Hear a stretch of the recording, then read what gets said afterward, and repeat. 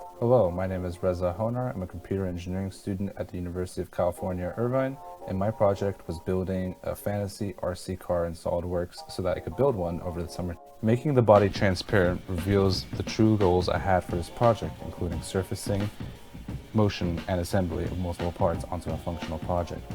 The race car includes two DC motors, two 7.2 volt battery packs, one for each motor, and a steering linkage system that is indeed functional and connects both wheels together. This is the kinematics of the car. The rear wheels also rotate, as seen here. The very first step in this project was to create a sketch of the overall dimensions of the race car. Once the sketch was created, then the body could be built, as created so. There are many smaller sub-assemblies of this race car, including this spindle setup, which includes an upright that the wheel mounts onto, a small bearing, the wheel, and this arm here that's used for the steering. With all parts fully integrated into a working chassis, it came time to create the body.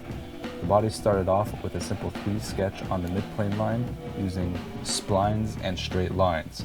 Once all splines were created, we then used surfacing on one side of the vehicle and then used the mirror tool to reflect all changes to the other side as well. And this created our body.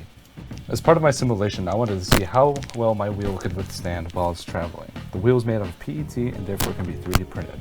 I applied a fixture along the outer barrel of the wheel and a force along the axle.